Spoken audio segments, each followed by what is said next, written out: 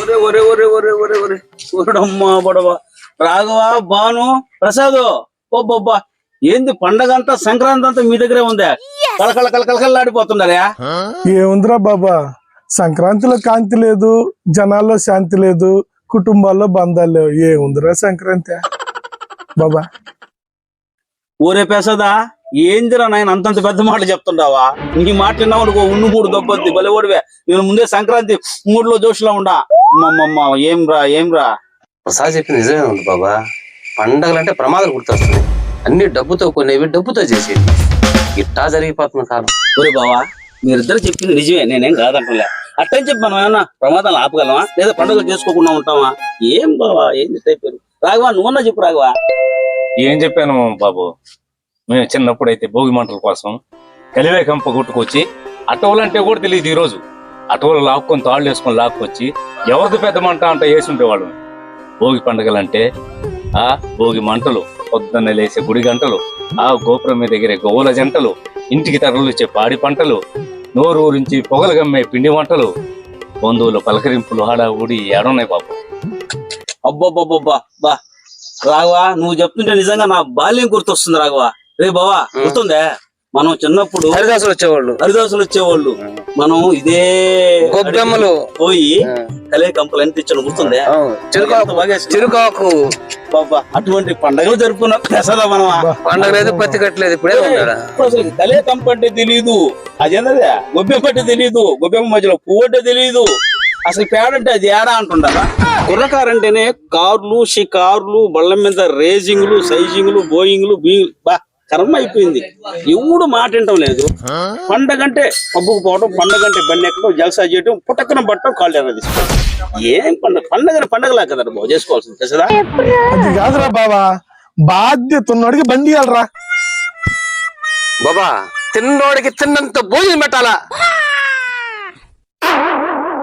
ఏమంటావా.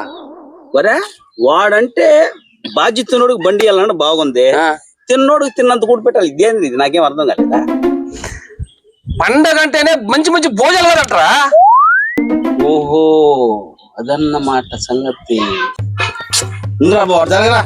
కూర్చొని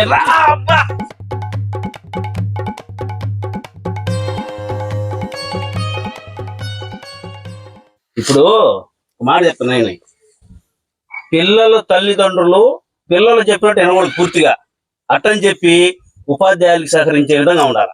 అర్థమైందే ఏమర్థమైంది అంటాడు నువ్వు చెప్పింది అర్థమైంది.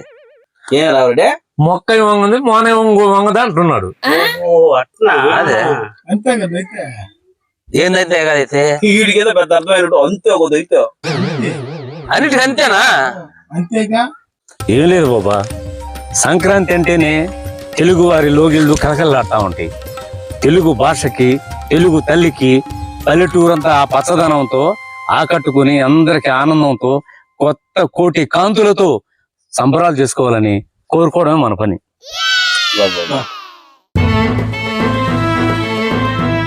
జై జవాన్ జై కిసాన్ జై విజ్ఞాన్. జవాను ఎన్నో నిద్రలేని రాత్రులు గడిపితేనే దేశం క్షేమం సరిహద్దు భద్రం.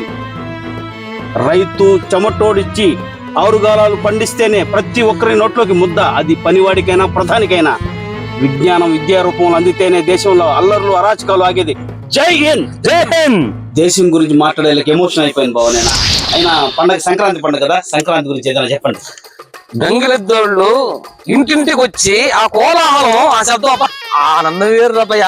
హరిదాసులు రావమ్మ మహాలక్ష్మి అంటూ ఎక్కడో మారుమూల లాగిపోయిన పేద హరిదాసులు ఇల్లు ఎత్తుక్కుంటూ రావాలని కళతో వేచి చూద్దాం. బుక్కల వాళ్ళు డమ్ముకు అంటూ వస్తే ఇది ఎంత ఆనందంగా ఉంటుంది కదా సంక్రాంతి.